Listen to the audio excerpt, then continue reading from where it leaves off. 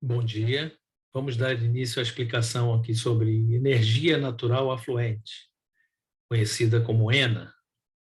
Então, a energia natural afluente é a energia afluente, é um sistema de aproveitamentos hidrelétricos calculada a partir da energia a ser produzida pelas vazões naturais afluentes a esses aproveitamentos, considerando a produtividade com seus níveis de armazenamento em 65% de seus volumes úteis operativos, ou VUs. Ou seja, quando um aproveitamento possuir um reservatório com armazenamento inferior a 65% desse VU, essa energia, essa ENA, traduz uma superestimativa da energia. Enquanto que, quando o armazenamento for superior a 65% desse volume útil, haverá uma subestimativa da energia a ser produzida. Um dos objetivos da criação dessa energia natural afluente é abrir a possibilidade de grupar diferentes usinas e bacias hidrográficas, uma vez que essas energias podem se somar e compará-las à média histórica de longo termo, ou MLT, permitindo identificar qual é a situação hidrológica de um determinado reservatório ou de um conjunto de reservatórios, ou até mesmo de uma bacia hidrográfica, como um todo em relação à sua média histórica.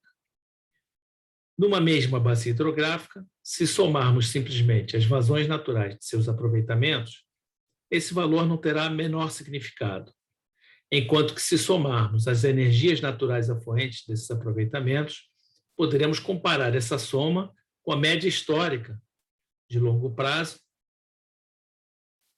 identificando a situação hidrológica da bacia naquele momento. Vamos compartilhar aqui a tela para a gente poder exemplificar melhor o que a gente está falando. Então, por exemplo, temos na bacia do Rio Madeira, que é um afluente do Rio Amazonas, existem as usinas de Jirau e Santo Antônio, né? Jirau a montante, Santo Antônio a jusante. Num determinado mês do ano, se ocorrem vazões naturais que, multiplicadas pela produtividade, com armazenamento de 65% do volume útil em cada uma dessas duas usinas, fornecem valores que totalizam, né, a soma das duas energias naturais afluentes, totalizam 1.142 megawatts médios, e sabendo que a média de longo termo para aquele mês, daquela bacia hidrográfica, que composta por essas duas usinas, é de 1.991 megawatts médios, significa que naquele mês estamos com pouco mais de 57% da média de longo termo, traduzindo-se como uma situação hidrológica desfavorável para a bacia do Rio Madeira naquele momento.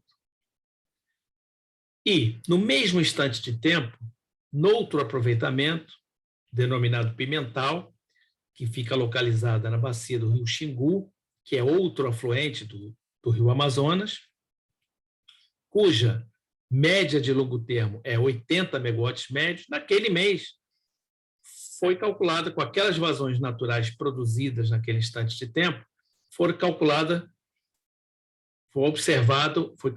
uma energia natural afluente de 82 megawatts médios, que significa 103% da média de longo termo. Ou seja, se comparar os 82 megawatts médios com os 80 de média histórica, daria 103% da média histórica.